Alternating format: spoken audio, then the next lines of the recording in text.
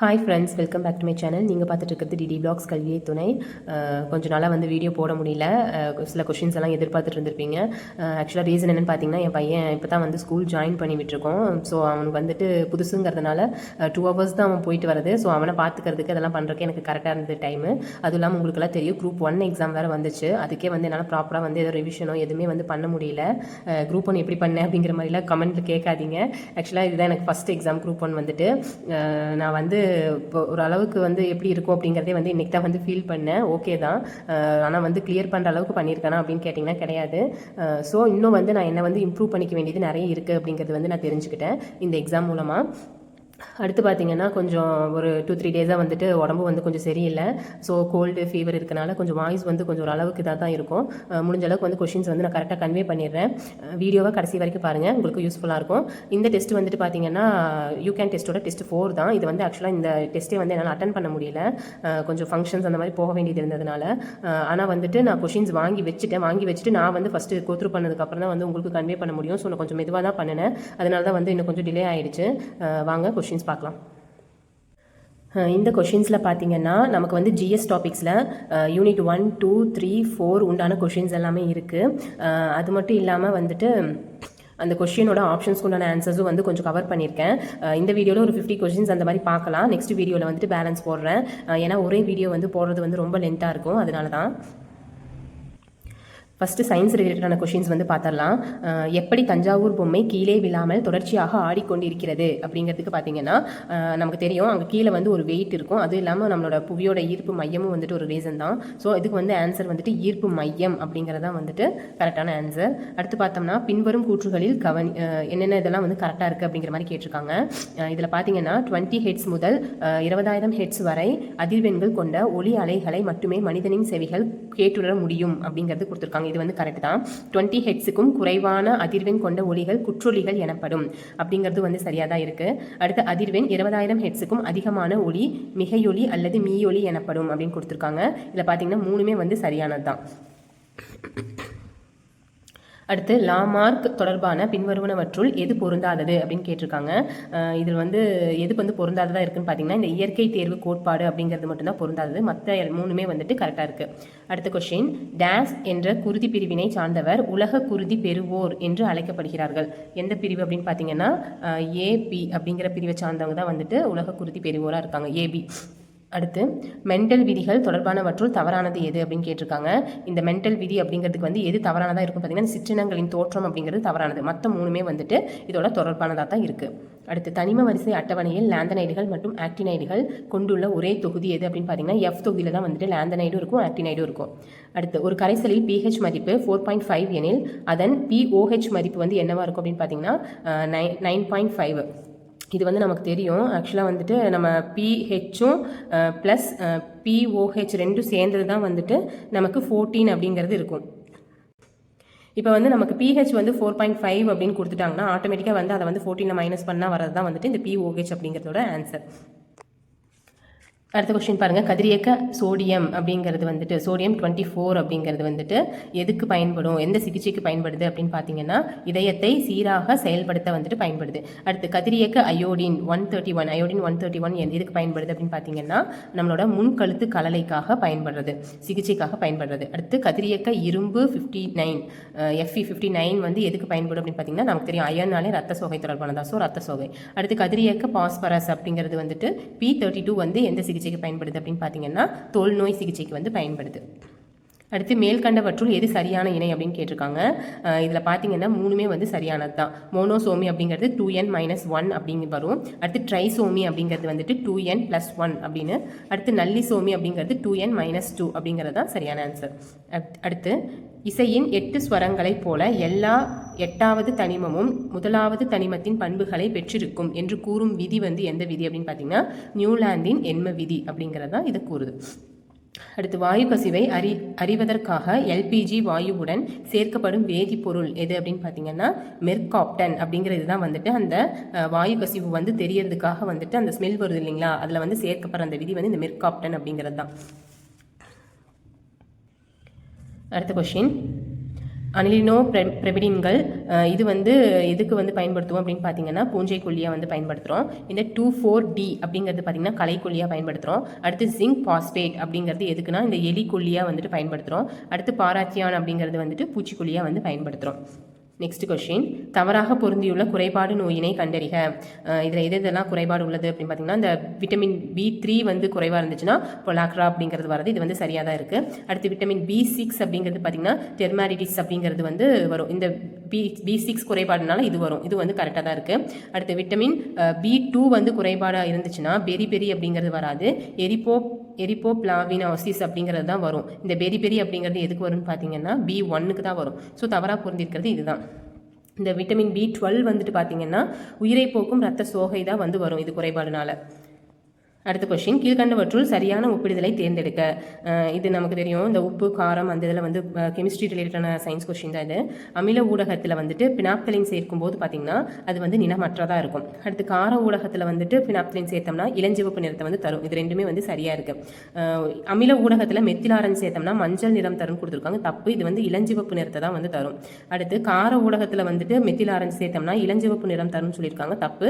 அங்கே வந்து மஞ்சள் நிறம் தான் தரும். ஸோ இது ரெண்டும் ஆப்போசிட்டாக மாற்றி கொடுத்துருக்காங்க. நமக்கு சரியா இருக்கிறது பார்த்தோம்னா AB மட்டும்தான் சரியா இருக்கு.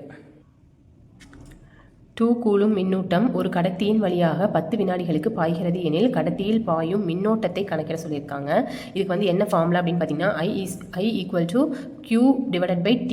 இதுதான் வந்து ஃபார்முலா. இங்கே நமக்கு வந்துட்டு Q அப்படிங்கிறது கொடுத்துட்டாங்க, கூலும் கொடுத்துருக்காங்க இல்லையா, 2 அப்படிங்கிறது தான். T அப்படிங்கிறது என்ன டைம், 10 வினாடி அப்படிங்கிறது தான். ஸோ இது ரெண்டையும் அடிச்சு போட்டோம்னா நமக்கு ஆன்சர் வரும். வர ஆன்சர் என்னன்னு பார்த்தீங்கன்னா 0.2 ஆம்பியர் அப்படிங்கிறது தான் இதுக்கான ஆன்சர். அடுத்த கொஸ்டின் பாருங்க, இயற்பியல் அளவுகளை அதன் SI அலகுகளுடன் சரியாக பொறுத்துக அப்படின்னு கொடுத்துருக்காங்க. அழுத்தம்கான SI அலகு என்னன்னு பார்த்தீங்கன்னா Nm⁻². அடுத்து பரப்பு அப்படிங்கிறதுக்கான ஃபார்முலா SI அலகு என்னன்னு பார்த்தீங்கன்னா மீட்டர்². அடுத்து பரப்பு இழுவிசைக்கான அலகு Nm⁻⁻1. அடுத்து விசை அப்படிங்கிறதுக்கு வந்து நியூட்டன். தவறான இணையை கண்டறிக கொடுத்துருக்காங்க. சிட்ரிக் அமிலம் வந்து எலுமிச்சையில் இருக்குது அப்படிங்கிறது, இது சரியாக தான் இருக்குது. அடுத்து லாக்டிக் அமிலம் வந்து தயிரில் இருக்குன்னு சொல்லியிருக்காங்க, இது வந்து சரியாக தான் இருக்குது. அடுத்து ஆக்சாலிக் அமிலம் வந்து தக்காளியில் இருக்குது அப்படிங்கிற மாதிரி சொல்லியிருக்காங்க, இது வந்து சரிதான். இங்கே மேலிக் அமிலம் வந்துட்டு வினிகரில் இருக்குன்னு சொல்லியிருக்காங்க, தப்பு. வினிகரில் இருக்கிறது வந்து அசிட்டிக் அமிலம். மேலிக் அமிலம் எதில் இருக்குன்னு பார்த்தீங்கன்னா ஆப்பிளில் தான் இருக்கும். அடுத்து பின்வரும் கூற்றுகளை கவனி.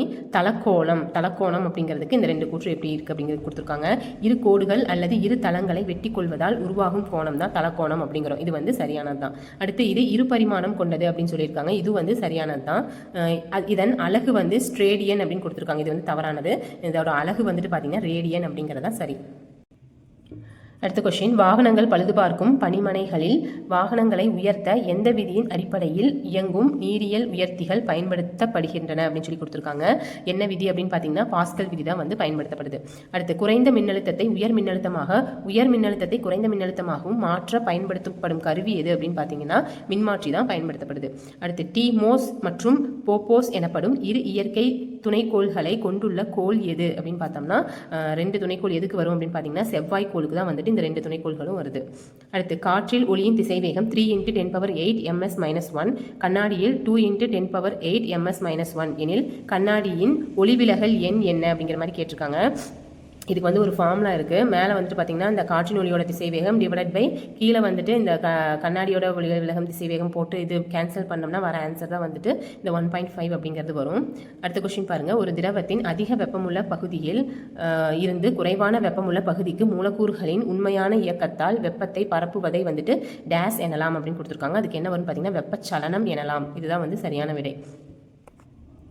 அடுத்த கொஸ்டின் பாருங்க, பின்வரும் இணைகளை கவனி. இதில் வந்து நீரோட பல்வேறு நிலைகளோடும் அதோட தன் வெப்ப ஏற்பு திறனும் கொடுத்துருக்காங்க, எது சரியா இருக்கு அப்படிங்கிற மாதிரி. நீர் வந்து திரவ நிலையில் இருக்கும்போது 4800 ஜூல் கிலோகிராம் -1 கெல்வின் -1 கொடுத்துருக்காங்க, இது வந்து சரியாக தான் இருக்கு. அடுத்து பனிக்கட்டி திடநிலையில் வந்துட்டு 2100 ஜூல் கிலோகிராம் -1 K-1 அப்படிங்கிறதும் சரிதான். அடுத்து நீராவி வாயு நிலையில் இருக்கும்போது பார்த்தீங்கன்னா 460 ஜூல் கிலோகிராம் -1 K-1, இந்த மூணுமே வந்துட்டு சரியாக தான் இருக்குது. அடுத்து வைரம் ஜொலிப்பதற்கும் விண்மீன்கள் மின்னுவதற்கும் காரணம் அப்படிங்கிறது பார்த்தீங்கன்னா அதோட முழு அக எதிரொலிப்பு தான் வந்துட்டு காரணம். அடுத்த கொஸ்டின், சூரியனின் மையம் ஒரு குவியத்தில் உள்ளவாறு நீள்வட்ட பாதையில் கோள்கள் சூரியனை சுற்றி வருகின்றன என்று கூறும் கெப்லர் விதி. எந்த கெப்லர் விதி வந்து இது கூறுது அப்படின்னு பார்த்தீங்கன்னா நீள்வட்டங்களின் விதி தான் வந்துட்டு இந்த இதை கூறுது. அடுத்து தவறான இணையை கண்டறி சொல்லியிருக்காங்க. சாதாரண சளி அப்படின்னு பார்த்தோம்னா எதனால வரும்னா ரைனோ வைரஸ் மூலமாக வராது. அடுத்து இன்ஃப்ளூயன்ஸா அப்படிங்கிறது பார்த்தீங்கன்னா மிக்சோ வைரஸ் மூலமாக வருது. அடுத்து தட்டம்மை அப்படிங்கிறது ருபெல்லா வைரஸோட வருது. இது மூணுமே வந்து கரெக்டாக தான் இருக்குது. இந்த பொண்ணுக்கு வீங்கி அப்படிங்கிறது பார்த்தீங்கன்னா வேரிசெல்லா ஜோஸ்டர் வைரஸ்னு கொடுத்துருக்காங்க. இது தப்பு. இந்த பொண்ணுக்கு வீங்கி பார்த்தீங்கன்னா மிக்சோ வைரஸ் பேரோடிடிஸ் அப்படிங்கிறது மூலமாக தான் வரும். இந்த வேரிசெல்லா ஜோஸ்டர் வைரஸ் வந்து எதுக்கு வரும்னு பார்த்தீங்கன்னா சின்னம்மைக்கு தான் வரும். ஸோ அதுதான் வந்து கரெக்டான ஆன்சர். இங்கே தவறாக பொருந்திருக்கிறது ஆப்ஷன் டி. பின்வரும் கூற்றுகளை கொண்டு சரியான விடையை தேர்வு செய்க. இதில் வந்து எது சரியாக இருக்குது அப்படிங்கிற மாதிரி கேட்டிருக்காங்க. இது கொடுத்துருக்கிறத வச்சு இதில் ஆப்ஷனில் இருக்கிறது எது சரி பொருத்தமாக இருக்குது அப்படின்னு சொல்லி கேட்டிருக்காங்க. இது லில்லியேசி குடும்பத்தை சேர்ந்தது அப்படின்னு கொடுத்துருக்காங்க. இதன் இலைகள் மூலநோய் மற்றும் தோல் பகுதியில் தோன்றும் அலர்ஜியை குணப்படுத்துகின்றன அப்படிங்கிற மாதிரி சொல்லியிருக்காங்க. இது வந்து வயிற்றுப்புண்ணுக்குரிய மருந்து அப்படின்னு சொல்லியிருக்காங்க. இது மூணும் எதுக்கு வரும் பார்த்தீங்கன்னா ஆலோவேரா அப்படிங்கிறதுக்கு தான் வந்து சரியான ஆன்சர். பின்வரும் கூற்றுகளை கவனி. உயிரிவாயு என்பதன் methane 75%, hydrogen sulphide, carbon di oxide மற்றும் நைட்ரஜன் சேர்ந்த கலவையாகும் அப்படிங்கிற மாதிரி கொடுத்துருக்காங்க உயிரிவாயு அப்படிங்கிறது. அடுத்து இவ்வாயு விலங்குகள் மற்றும் தாவரங்களின் கழிவுகள் காற்றில்லா சூழலில் மக்கும் போது உருவாகின்றன அப்படின்னு சொல்லியிருக்காங்க. ஓகே. அடுத்து இவை கோப்பர் கேஸ் என்றும் அழைக்கப்படுகிறது. இந்த மூணுமே வந்து கரெக்ட் தான். உயிர்வாயு வந்து என்ன சொல்லுவாங்கன்னா கோப்பர் கேஸ்ன்னு சொல்லுவாங்க. இது பார்த்தீங்கன்னா விலங்குகள் தாவரங்களோட கழிவுகள் வந்துட்டு காற்றில்லா சூழலில் மக்கும் போது தான் வந்து கிடைக்கும் இல்லைங்களா. ஸோ இதில் வந்துட்டு மூணுமே வந்து சரிதான். அடுத்து ஹைட்ரஜன் குண்டு டேஸ் தத்துவத்தில் செயல்படுகிறது அப்படின்னு கொடுத்துருக்காங்க. என்ன தத்துவம்னு பார்த்தீங்கன்னா அணுக்கரு இணைவு தத்துவத்தில் தான் வந்து செயல்படுது. ஹைட்ரஜன் குண்டு வந்துட்டு அணுக்கரு இணைவு தத்துவத்தில் பயன்படுகிறது. ஓகே ஃப்ரெண்ட்ஸ், இதுக்கு முன்னாடி ஒரு 30 கொஸ்டின்ஸ் பார்த்தலையா, அது வந்து சயின்ஸோடது. இதுக்கப்புறம் பார்க்குறது வந்து பார்த்தீங்கன்னா ஜியாகிரஃபியோட கொஸ்டின்ஸு. கொஸ்டின் பாருங்கள். பின்வரும் கூற்றுகளில் சரியானது எது அப்படின்னு கேட்டிருக்காங்க. இந்தியாவின் தென்கோடி பகுதியான இந்திரா கோள் அந்தமான் தீவு கூட்டத்தில் அமைந்துள்ளது அப்படின்னு கொடுத்துருக்காங்க. ஆக்சுவலாக பார்த்தீங்கன்னா இது வந்து தப்பு. இந்திரா முனை தான் வந்துட்டு தென்கோடியில் வந்து அமைஞ்சிருக்கிறது வந்து இந்திரா முனைன்னு தான் சொல்லுவோம், ஆர் பிக்மெலியன் அப்படின்னு சொல்லுவோம். இந்திரா கோள்ங்கிறது வடமுனையில் தான் அமைஞ்சிருக்கும். ஸோ இது வந்து ஃபஸ்ட்டு தப்பு. இந்தியா 8 டிகிரி 4 டேஷ் வட அச்சம் முதல் 37 டிகிரி 6 டேஷ் வட அச்சம் வரையிலும் 68 டிகிரி 7 டேஷ் கிழக்கு தீர்க்கம் முதல் 97 டிகிரி 25 டேஷ் கிழக்கு தீர்க்கம் வரையிலும் பரவியுள்ளதுன்னு சொல்லியிருக்காங்க. இது வந்து கரெக்ட் தான். அடுத்து அச்ச தீர்க்க பரவல் படி இந்திய முழுமையும் தென்கோடி அரைக்கோளத்தில் அமைந்துள்ளது அப்படின்னு சொல்லியிருக்காங்க. இது வந்து தவறாக இருக்கு. அடுத்து இந்தியா பரப்பளவில் உலகின் 2வது பெரிய நாடாக இருக்குன்னு சொல்லியிருக்காங்க. இது வந்து தவறு தான். இந்தியா வந்துட்டு உலகில் வந்து பரப்பளவில் உலகில் வந்துட்டு 7வது பெரிய நாடாக வந்து இருக்குது அப்படிங்கிறதான் சரியான ஆன்சர். அடுத்து இப்போ இதில் பார்த்தீங்கன்னா நம்ம கரெக்டாக இருக்கிறது இந்த ஆப்ஷன் பி மட்டும்தான். பின்வரும் எந்த ஆறு தீபகற்ப பீடபூமியை 2 பெரும் பகுதிகளாக பிரிக்கின்றது அப்படின்னு சொல்லியிருக்காங்க. இதில் எந்த ஆறு வரும்னு பார்த்தீங்கன்னா நர்மதை ஆறு. அடுத்து சூறாவளிகள் வந்து எங்கெங்கே இருக்குது அப்படிங்கிற மாதிரி எந்த ஊருக்கு எந்தெந்த பேர் கொடுத்துருக்காங்க அப்படிங்கிற மாதிரி கொடுத்துருக்காங்க. சூறாவளிகள் எங்கே சொல்லுவோன்னு பார்த்தீங்கன்னா இந்திய பெருங்கடலில் உருவாகிற சூறாவளிகள். இந்த டைஃபூன்கள் அப்படிங்கிறது பார்த்தீங்கன்னா மேற்கு பசிபிக் பெருங்கடல் வருது டைஃபூன்கள் சொல்கிறாங்க. அடுத்து ஹரிக்கேன்கள் அப்படிங்கிறது பார்த்தீங்கன்னா வெப்ப சூறாவளி. இந்த ஹரிக்கேன்கள் எதை சொல்கிறோம்னு பார்த்தீங்கன்னா கிழக்கு பசிபிக் பெருங்கடலில் வரதை வந்துட்டு சொல்கிறோம். அடுத்து வில்லி அப்படிங்கிறத வந்துட்டு எதை சொல்கிறோம்னு பார்த்தீங்கன்னா ஆஸ்திரேலியாவில் வர வெப்ப சூறாவளியான இந்த வில்லி அப்படிங்கிறது வந்து ஆஸ்திரேலியாவில் இருக்கிறது தான் சொல்லுவோம். அதிகப்படியான ஈரப்பதம் கொண்ட பகுதியாகவும் காடுகள் வளர்ப்பதற்கு பல்வேறு விதமான வனவிலங்குகள் வாழ்வதற்கும் ஏற்ற சமவெளி எது அப்படின்னு கேட்டிருக்காங்க. இதுக்கு என்ன ஆன்சர் அப்படின்னு பார்த்தீங்கன்னா தராய் மண்டலம் அப்படிங்கிறது ஆன்சர். இந்த பாபர் சமவெளி அப்படிங்கிறது பார்த்தீங்கன்னா ஒரு பெருமணல் இருக்கிற சமவெளின்னு சொல்லுவோம். பாங்கர் சமவெளி அப்படிங்கிறது பழைய வண்டல்மண் இருக்கிற பகுதி வந்து பாங்கர் சமவெளின்னு சொல்லுவோம். காதர் அப்படிங்கிறது பார்த்தீங்கன்னா புதிய வண்டல்மண் நிரம்பிய பகுதி வந்து காதர் சமவெளி அப்படின்னு சொல்லுவோம். அடுத்த கொஸ்டின். இமயமலை பாமீர் முடிச்சிலிருந்து கீழ் நோக்கி வில் போன்ற வடிவத்தில் உள்ளது அப்படின்னு சொல்லியிருக்காங்க. இது வந்து சரிதான். அடுத்து இமாலயா என்ற சொல் வந்துட்டு சமஸ்கிருத மொழியில் வந்து பனி உறைவிடம் என்று அழைக்கப்படுகிறது அப்படிங்கிறது வந்து சரியாக தான் இருக்குது. அடுத்து உலகில் உள்ள 14 உயரமான சிகரங்களில் 4 சிகரங்களை மட்டுமே இமயமலை கொண்டுள்ளது அப்படின்னு சொல்லியிருக்காங்க. இது வந்து தவறானது. ஸோ ஃபஸ்ட்டு 2 மட்டும்தான் சரியாக இருக்குது. அடுத்து பின்வரும் எந்த கால்வாய் அந்தமான் தீவு கூட்டங்களை நிக்கோபர் தீவு கூட்டங்களிலிருந்து பிரிக்கிறது அப்படின்னு கேட்டிருக்காங்க. இது எந்த இது பார்த்தீங்கன்னா இந்த 10 டிகிரி கால்வாய் தான் வந்துட்டு பிரிக்கும். இது அதே மாதிரி பார்த்தீங்கன்னா இந்த 8 டிகிரி கால்வாய் அப்படிங்கிறது லட்சத்தீவு வந்து மாலத்தீவுலேருந்து பிரிக்கிறது தான் 8 டிகிரி கால்வாய் அப்படிங்கிறது. அடுத்து ஒரு பொறுத்து கொஸ்டின் கொடுத்துருக்காங்க. இந்திய வனவிலங்கு வாரியம் வந்து எந்த வருஷம் பார்த்தீங்கன்னா 1952.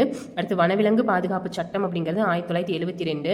அடுத்து வன பாதுகாப்பு சட்டம் வந்து 1980. புலிகள் பாதுகாப்பு சட்டம் அப்படிங்கிறது 1973. விழு மூடு பிடி என்பது எதன் முக்கிய மாதிரி பயிற்சி அப்படின்னு பார்த்தீங்கன்னா நிலநடுக்கம் தான் வந்துட்டு இந்த சொல்கள் வர்றது வந்து நிலநடுக்கத்தை தான் குறிக்கும். அடுத்து ஒரு பொறுத்துக்க கொஸ்டின் தான். உயிர்கோள மண்டலம் அந்த பெயர்கள் கொடுத்துருக்காங்க. அது எந்த ஊரில் இருக்குது அப்படிங்கிற மாதிரி கொடுத்துருக்காங்க.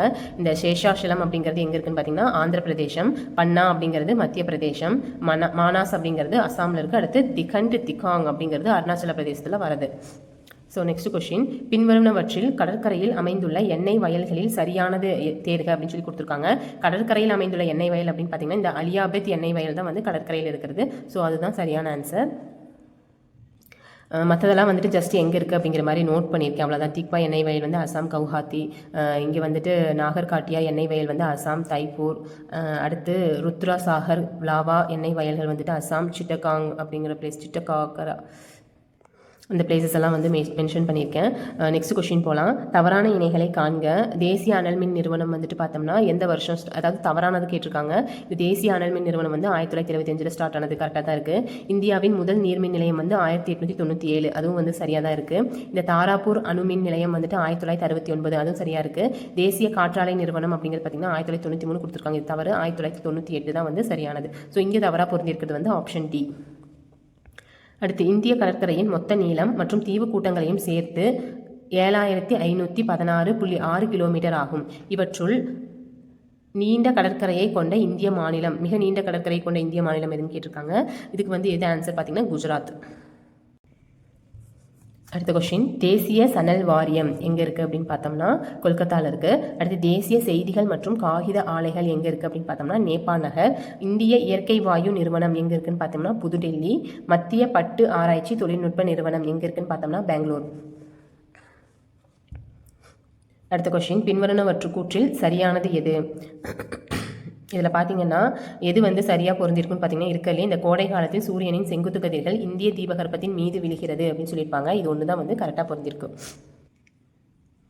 பின்வரும் கூற்றை கொண்டு சரியான விடையை தேர்வு செய்ய கொடுத்துருக்காங்க. இது வந்து எதுக்கு பொருத்தமாக இருக்கும்னு பார்த்தீங்கன்னா சுமார் 2400 மீட்டருக்கு மேல் உள்ள இமயமலைகளின் உயரமான பகுதிகளில் இவ்வகை காடுகள் காணப்படுகின்றன அப்படின்னு சொல்லியிருக்காங்க.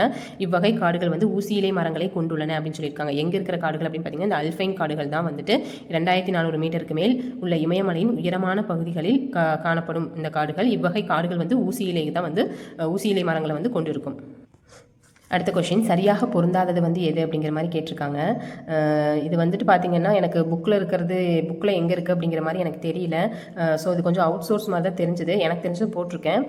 GPS அப்படிங்கிறது பார்த்திங்கன்னா ஐக்கிய அமெரிக்க நாடுகள் அப்படிங்கிறது சரியாக தான் இருக்குது. இந்த GLONASS GLONASS அப்படிங்கிறது வந்து ரஷ்யாவுக்கு, அதுவும் கரெக்டாக தான் இருக்குது. அடுத்து வெய்டோயு அப்படிங்கிறது வந்து சீனாவோட சேர்ந்தது, அதுவும் கரெக்டாக தான் இருக்குது. இந்த கலீலியோ அப்படிங்கிறது பார்த்திங்கன்னா யூரோப்போடது. ஜப்பானுக்கு வந்து இந்த OZSS அப்படிங்கிறத வந்து ஜப்பானுக்கு வரும். இந்த கலிலியோ அப்படிங்கிறது யூரோப் கூட சேர்ந்தது. அடுத்தது, எது நச்சு வாயுக்கள் வெளியிடுவதை குறைப்பதற்கான சிறந்த வழிமுறை அப்படின்னு கொடுத்துருக்காங்க. எது வரும் அப்படின்னு பார்த்தீங்கன்னா பொது வாகனங்களை பயன்படுத்துறது வந்து சிறந்த வழிமுறை அப்படிங்கிறது சொல்லியிருக்காங்க. அடுத்து, உள்நாட்டிற்குள்ளும் உலக நாடுகளுக்கிடையேயும் சமமற்ற நிலையை குறைத்தல் என்பது பேணத்தகுந்த மேம்பாட்டின் எந்த இலக்கு அப்படின்னு கேட்டிருக்காங்க. இதில் எந்த இலக்கு வரும்னு பார்த்தீங்கன்னா இலக்கு 10 தான் வந்து இதுக்கு ஆன்சர். அடுத்து, கூற்று கொடுத்து காரணம் கொடுத்துருக்காங்க. நிலநடுக்கோடு பெருவட்டம் என்று அழைக்கப்படுகிறது அப்படின்னு கொடுத்துருக்காங்க. புவியின் நடுவில் வரையப்பட்டுள்ள நிலநடுக்கோடு மற்ற அச்சக்கோடுகளை விட நீளமாக காணப்படுவதால் அப்படின்னு சொல்லியிருக்காங்க. பெருவட்டம் ஏன் சொல்கிறாங்க சொல்லியிருக்காங்க. ஸோ இது வந்து கரெக்டாக தான் இருக்குது. கூற்று மற்றும் காரணம் சரி, காரணம் கூற்றிற்கான சரியான விளக்கம். அடுத்து, கொல்லேரி ஏரி எந்த 2 ஆறுகளுக்கு இடையில் அமைந்துள்ளது அப்படின்னு கேட்குறாங்க. கொல்லேரி ஏரி வந்துட்டு கோதாவரி மற்றும் கிருஷ்ணா ஆறுகளுக்கு இடையில் அமைந்திருக்கிறது தான் இந்த கொல்லேரி ஏரி. அடுத்து, கடகரேகை இந்தியாவின் 9 மாநிலங்கள் வழியாக செல்கிறது அப்படின்னு சொல்லியிருக்காங்க. அது வந்து தவறு. இந்திய திட்ட நேரம் 5 இந்திய மாநிலங்களின் வழியே செல்கிறது அப்படிங்கிறது சரியாக இருக்குது. ஸோ கூற்று 1 தவறு, கூற்று 2 வந்து சரி. வானிலை மற்றும் காலநிலையை நிர்ணயிக்கும் காரணிகளில் தவறானது எது அப்படிங்கிற மாதிரி கொடுத்துருக்காங்க. இதில் பார்த்தீங்கன்னா தவறானது எதுவுமே இல்லை, இந்த 4மே வரும். நிலநடுக்கோட்டிலிருந்து தூரம், அடுத்து கடல் மட்டத்திலிருந்து உயரம், அடுத்து கடலில் இருந்து தூரம், வீசும் காற்றின் தன்மை, இது 4மே வந்து கரெக்டாக தான் இருக்குது. அடுத்து, தவறான இணை எது அப்படின்னு கேட்டிருக்காங்க. ஐசோதேர்ம் அப்படிங்கிறது சம காற்றழுத்த கோடுன்னு கொடுத்துருக்காங்க. இதுதான் வந்து தப்பு. ஐசோதேர்ம் அப்படிங்கிறது சம வெப்ப கோடு வரணும். அடுத்து, ஐசோக்ரைம் அப்படிங்கிறது சராசரி சம வெப்பநிலை கோடு, கரெக்டாக தான் இருக்குது. அடுத்து, ஐசோகெல் அப்படிங்கிறது வந்து சம சூரிய வெளிச்ச கோடு, இதுவும் சரியாக தான் இருக்குது. ஐசோ ஹைட்ஸ் அப்படிங்கிறது பார்த்திங்கன்னா சம மலையளவு கோடு, இது வந்து சரியாக தான் இருக்குது. அடுத்து, இந்த பல்நோக்கு திட்டங்கள் தொடர்பான பொறுத்துக கொஸ்டின் கொடுத்துருக்காங்க. இதில் பாருங்கள், தெஹிரி அணை வந்து எந்ததுக்கு இடையில கட்டப்பட்டதுன்னு பார்த்தீங்கன்னா பாகிரதிக்கு கட்டப்பட்ட அணை. அடுத்து, நாகார்ஜுன் சாகர் திட்டம் வந்து எந்த இதில் வரும் பார்த்தீங்கன்னா கிருஷ்ணா நதிக்கு இடையில. அடுத்து பார்த்தீங்கன்னா சர்தார் சரோவர் திட்டம் எதுக்கு இடையில கட்டப்பட்டிருக்குன்னு பார்த்தீங்கன்னா நர்மதை ஆற்றுக்கு இடையில. அடுத்து, இந்திரா காந்தி கால்வாய் திட்டம் வந்து சட்லஜ் நதிக்கு இடையில வந்துட்டு ஏற்படுத்தப்பட்டிருக்கும். அடுத்து, போபால் வாயு பேரிடர் நிகழ்ந்த நாள் எது அப்படிங்கிற மாதிரி கேட்டிருக்காங்க. டிசம்பர் 3, 1984. அடுத்து தவறான இணை வந்து கேட்டிருக்காங்க. இதில் பார்த்தீங்கன்னா மொன்சீம் அப்படிங்கிறது அரபு சொல் அப்படின்னு கொடுத்துருக்காங்க. இது சரியாக தான் இருக்குது. மொன்சீம் அப்படிங்கிறது பார்த்தீங்கன்னா பருவம் அப்படிங்கிறது அதோட பொருள். இது வந்து ஒரு அரபு சொல்லுங்கிறது கரெக்டு தான். என்விரான் அப்படிங்கிறது ஃப்ரெஞ்சு சொல் அப்படின்னு கொடுத்துருக்காங்க. இதுவும் கரெக்டு தான். என்விரான் அப்படிங்கிறதோட பொருள் என்னென்னு பார்த்தீங்கன்னா சுற்றுப்புறம் அப்படிங்கிறது வரும். அடுத்து இந்த கிளைமோ அப்படிங்கிறது பார்த்தீங்கன்னா கிரேக்க சொல் கொடுத்துருக்காங்க. அது வந்து சரிதான். இந்த டெமோஸ் மற்றும் கிராபிஸ் அப்படிங்கிறது சமஸ்கிருத சொல்னு கொடுத்துருப்பாங்க. இதுதான் வந்து தவறான இணை. இது வந்து ஒரு கிரேக்க சொல், சமஸ்கிருத சொல்லாகாது. இந்த டெமோஸ் அப்படின்னா என்ன மீனிங் பொருள் பார்த்தீங்கன்னா மக்கள் அப்படிங்கிறத பொருள்.